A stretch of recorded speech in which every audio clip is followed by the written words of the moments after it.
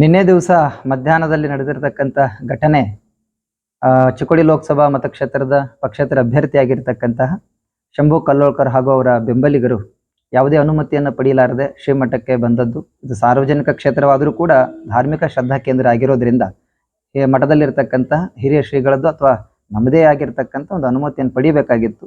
ಅವರ ಯಾವುದೇ ಕಾರ್ಯಕರ್ತರು ಯಾವುದೇ ಮುನ್ಸೂಚನೆ ಇಲ್ಲದೆ ಏಕಾಏಕಿ ಒಂದು 500-600 ಜನರನ್ನ ಕರೆದುಕೊಂಡು ಬಂದು ಇಲ್ಲಿ ಊಟದ ವ್ಯವಸ್ಥೆಯನ್ನು ಮಾಡಿದ್ರು.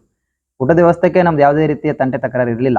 ಪ್ರಾರಂಭದಲ್ಲಿ ಒಂದು 50-60 ಜನ ಪ್ರಸಾದವನ್ನು ಸ್ವೀಕಾರ ಮಾಡ್ತಾ ಇದ್ರು. ಅವ್ರಿಗೆ ನಾನೇ ಹೇಳ್ತಾ ಇದ್ದೆ, ಆರಾಮ್ ಸರಿ ಕೂತು ಊಟ ಮಾಡ್ರಪ್ಪ, ಬಿಸಿಲದೆ ನೀರು ಕುಡ್ರಿ, ಆರಾಮ್ ಸರಿ ಸಾವಕಾಶ ಹೋಗ್ರಿ ಅಂತ ನಾನೇ ಹೇಳ್ತಾ ಇದ್ದೆ. ಅಷ್ಟೊತ್ತಿಗೆನೆ ಕಲ್ಲೋಳ್ಕರ್ ಅವರು ಬಂದ್ರು. ಬಂದ ತಕ್ಷಣ ಮಠದಲ್ಲಿ ದರ್ಶನ ತಗೊಂಡು ಆಚೆಗೆ ಬರುತ್ತಷ್ಟರಲ್ಲೇನೆ ಅವ್ರು ಹಿಂದಿಂತಾನೆ ಸುಮಾರು 300-400 ಬೈಕ್ಗಳ ಮೇಲೆ ಸುಮಾರು ಒಂದು 300-400 ಕಾರ್ಯಕರ್ತರು, ಅವರ ಬೆಂಬಲಿಗರು ಏಕಾಏಕಿ ಮಠಕ್ಕೆ ಬಂದಿರೋದು ಅಷ್ಟೇ ಅಲ್ಲದೆ ಅವರ ವರ್ತನೆ ಬಹಳ ಸಭ್ಯವಾಗಿತ್ತು. ಬೈಕ್ಗಳನ್ನ ಎಲ್ಲಿ ಪಾರ್ಕ್ ಮಾಡ್ಬೇಕನ್ನುವಂತ ಒಂದು ಸಾಮಾನ್ಯ ಜ್ಞಾನ ಕೂಡ ಇರತಕ್ಕಂಥ ಕಾರ್ಯಕರ್ತರು ಯಾವ ರೀತಿ ಸಮಾಜವನ್ನು ಕಟ್ಟಬಹುದು, ಇದು ನಮಗೆ ಖೇದವನ್ನು ಉಂಟು ಮಾಡಿರ್ತಕ್ಕಂಥ ಪ್ರಸಂಗ.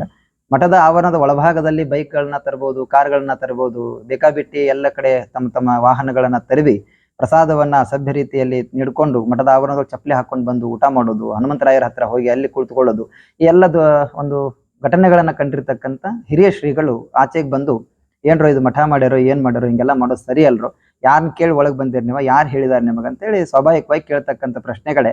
ಅದಕ್ಕೆ ಸರಿಯಾಗಿ ಉತ್ತರ ಕೊಡ್ಲಾರ್ದೆ ಬೇಕಾಬಿಟ್ಟಿ ವರ್ತನೆ ಮಾಡಿರ್ತಕ್ಕಂಥ ಆ ಒಂದು ಶಂಭು ಕಲ್ಲೋಳ್ಕರ್ ಅವರ ಬೆಂಬಲಿಗರು ಸರಿಯಾದ ಒಂದು ರೀತಿಯಿಂದ ನಡೆದುಕೊಳ್ಳಾರದೆ ಅಸಭ್ಯ ವರ್ತನೆಯನ್ನು ಮಾಡಿದ್ದಾರೆ. ಅವರು ಪದಾರ್ಥವನ್ನು ಸ್ವೀಕಾರ ಮಾಡಿರ್ತಕ್ಕಂಥದ್ದು ಬಹುಶಃ ನಾವು ಆ ಶಬ್ದವನ್ನು ಆಡಬಾರ್ದು, ಆದರೆ ಈ ಸಂದರ್ಭದಲ್ಲಿ ಹೇಳಬೇಕಾಗ್ತದೆ. ಯಾಕಂದ್ರೆ ಧಾರ್ಮಿಕ ಶ್ರದ್ಧಾ ಕೇಂದ್ರದಲ್ಲಿ ಯಾವ ಪ್ರಸಾದವನ್ನು ಸ್ವೀಕಾರ ಮಾಡಬೇಕು ಅನ್ನುವಂಥ ಸಾಮಾನ್ಯ ಜ್ಞಾನವೂ ಇಲ್ತಕ್ಕಂತಹ ಆ ಪ್ರಸಂಗದಲ್ಲಿ ಶಬ್ದವನ್ನು ಆಡ್ತೇನೆ. ಅವ್ರು ತಂದಿರತಕ್ಕಂಥ ಮಾಂಸಾಹಾರಿ ಊಟವನ್ನು ಇಲ್ಲಿ ಮಾಡ್ಯಾರ ಅಂತ ಹೇಳಿ.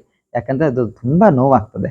ಮಠ ಮಡಿ ಮೈಲಿಗೆ ಆ ಧಾರ್ಮಿಕ ಪೂಜೆ ಪುನಸ್ಕಾರ ಜರುಗತಕ್ಕಂಥ ಶ್ರದ್ಧಾ ಕೇಂದ್ರದಲ್ಲಿ ಅದಕ್ಕೂ ಅಲ್ಲದೆ ನಮ್ಮ ಹುಕ್ಕೇರಿ ಭಾಗದೊಳಗೆ ಅತ್ಯಂತ ಶ್ರೇಷ್ಠ ಪರಂಪರೆ ಹೊಂದಿರತಕ್ಕಂಥ ಶ್ರೀಮಠ, ಎಲ್ಲ ರಂಗದಲ್ಲಿಯೂ ಕೂಡ ಶ್ರೀಮಠ ಪಾಲ್ಗೊಳ್ತಾ ಇರತಕ್ಕಂಥ ಸುದ್ದಿ ತಮಗೆಲ್ಲ ಗೊತ್ತೇ ಇದೆ.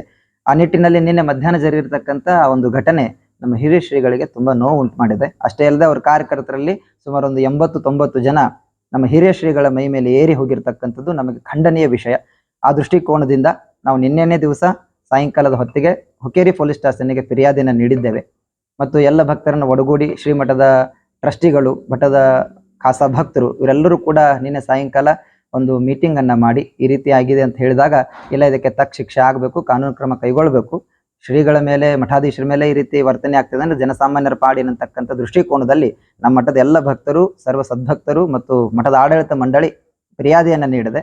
ಆ ಉದ್ದೇಶವನ್ನು ಇಟ್ಟುಕೊಂಡು ನಾಳೆ ದಿವಸ ಶ್ರೀಮಠದ ಹಿರಿಯರು ಮತ್ತು ಟ್ರಸ್ಟ್ ಕಮಿಟಿ ಅವರೆಲ್ಲರೂ ಕೂಡ 11 ಗಂಟೆಗೆ ಬಸವೇಶ್ವರ ಕೋರ್ಟ್ ಸರ್ಕಲ್ದಿಂದ ತಹಸೀಲ್ದಾರ್ ಆಫೀಸರ್ವರೆಗೂ ಕೂಡ ಒಂದು ಕಾಲ್ನಡಿಗೆ ಮೂಲಕ ಒಂದು ಮನವಿಯನ್ನು ಕೊಡತಕ್ಕಂಥ ಕಾರ್ಯಕ್ಕೂ ಕೂಡ ಅಣಿಯಾಗಿದ್ದಾರೆ. ಮೇಲೆ ಹೇಳಬೇಕಾಗಿದ್ದು ಏನು ಅಂತಂದ್ರೆ, ಇಂತಹ ವರ್ತನೆಯನ್ನು ಮಾಡತಕ್ಕಂಥವ್ರ ವಿರುದ್ಧ ಕಾನೂನು ಕ್ರಮ ಕೈಗೊಳ್ಳಬೇಕು. ಇಷ್ಟೇ ಉದ್ದೇಶ ಏನು ಅಂತಂದ್ರೆ, ಇಂತಹ ಘಟನೆಗಳು ಮತ್ತೆ ಯಾವುದೇ ಮಠ ಮಂದಿರಗಳಲ್ಲಿ ಜರಗಬಾರ್ದು. ಇದು ಧಾರ್ಮಿಕ ಶ್ರದ್ಧಾ ಕೇಂದ್ರ ಮಾತ್ರ ಆಗಿ ಉಳಿಬೇಕು, ಇಲ್ಲಿ ರಾಜಕೀಯ ಮಾತ್ರ ಬರಬಾರ್ದು ಅನ್ನೋ ಉದ್ದೇಶದಿಂದ ಈ ಒಂದು ಕೈಂಕರ್ಯಕ್ಕೆ ನಾವೆಲ್ಲ ಅಣಿಯಾಗಿದ್ದೇವೆ ಅಂತಕ್ಕಂಥ ಮಾತನ್ನ ಈ ಸಂದರ್ಭದಲ್ಲಿ ಹೇಳ್ತಾ ಇದ್ದೇನೆ.